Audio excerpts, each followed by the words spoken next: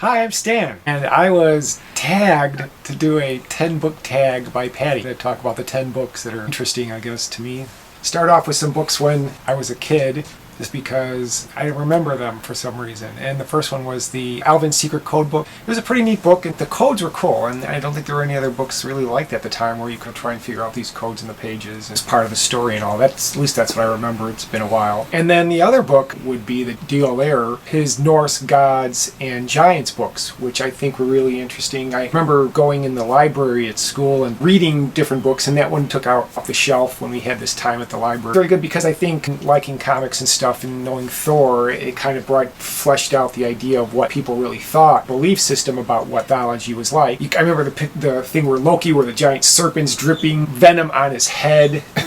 So one of the other books that I don't have with me, but I think I still have at school, is because I've been a Montessori educator for a while, so I figured I had to mention one of those books, and that was To Educate the Human Potential, by Maria Montessori. And why I like this book is because it's a little bit more poetic than many of her other books, and I've, having gone through the training, had to read most of the books and write about them and things like that. So I think that book, for people interested, that one was good, and like I said, a little bit more poetic. Some of the other books that I think are either symbolic or representative of 7 Habits of Highly Effective People is a really good book. I still use the date book inserts. I'll buy those a while now. Just a nice way of doing things, and also the idea of sharpening the saw, which is what you do in the morning, picking different activities, and some are recommended in the book. So I think just very useful in that way, and you're able to develop some habits from that. And then I've gone certainly on and off doing certain things. When you get consistent with it, you definitely do see a difference. Another book that it really is representative as a kid was The Origins of Marvel Comics, because I did buy a lot of comics. But what's interesting is I came to find out about comics through the Marvel superhero old program that was around like in 1966. It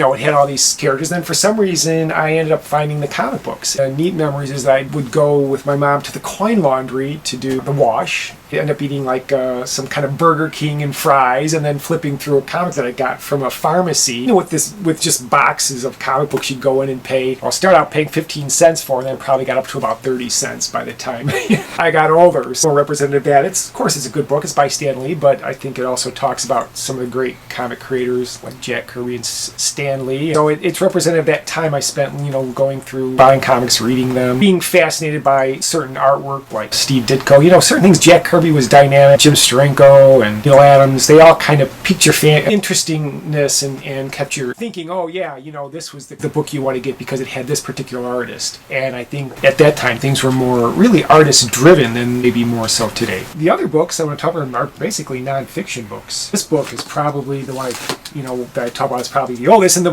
one I've least worked through. But it's so favorite just because it's called Composing Music, and I have used it and even used it a little bit with class. But it makes sense, and if it's something you can do on a keyboard, it's not necessarily made for like a piano situation, but gives you some good ideas. The goal is to finish through that book in the next couple of years. Book that I've had for a while, which really I don't look through so much. It's Drawing the Right Side of the Brain. Now I have the original copy, the one that doesn't have color. This edition boosted the color, but I never really looked through the color situation. Really, in the early 20s, when I bought this book, I started doodling and drawing, and the exercises I think are really helpful. Really do help you going from poor drawings to fairly poor drawings, which I have a boatload full of now. I think the good thing is that it really does make a difference and can help your drawing by going through those activities. And thinking about how, when kind of this book out there was a big deal about how they were describing the right side of the brain and the effect of the left and the right side, and how this brought people to experience that side of the brain, that timelessness when they drew, that I think really made for an interesting experience. I think even as I draw today, you can still feel that effect from that book. So really worthwhile book, and something that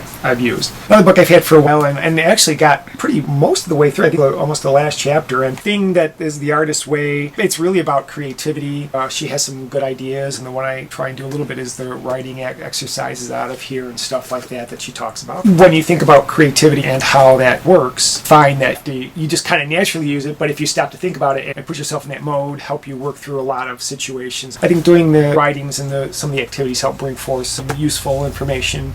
These two are more recent books that I picked up that I think is Drawing Words and Writing Pictures by Jess Gable and Matt Madden. I took out from the library an awful lot before I actually bought it. And I actually did many of the activities here. Again, getting your ideas, being creative, thinking about the sequential art process. And of course, coming from a strong comic background and things like that, I was drawn to it. And I actually talked to kids about doing comics and things like that, certainly, so some of the ideas resonate with that. But this isn't the only source I've used, but it's a good one. And then also I've used the idea with comics when I had an extended classes to extend my teacher's license. One of the classes I had an activity to do, and what I did was I made a sequential arts activity, and the teacher mentioned no one had ever done that before, so it was fun to do, but it also was a little different way of completing an assignment in more of a fun manner. The last book I have is the John Truby book, The Anatomy of Story, which again, another book I've taken out of the library a lot, and then finally just this Christmas got my own copy of it. And I think going beyond just the 3-story structure, going back through time, it kind of builds on those ideas, makes you think a lot more about how the story should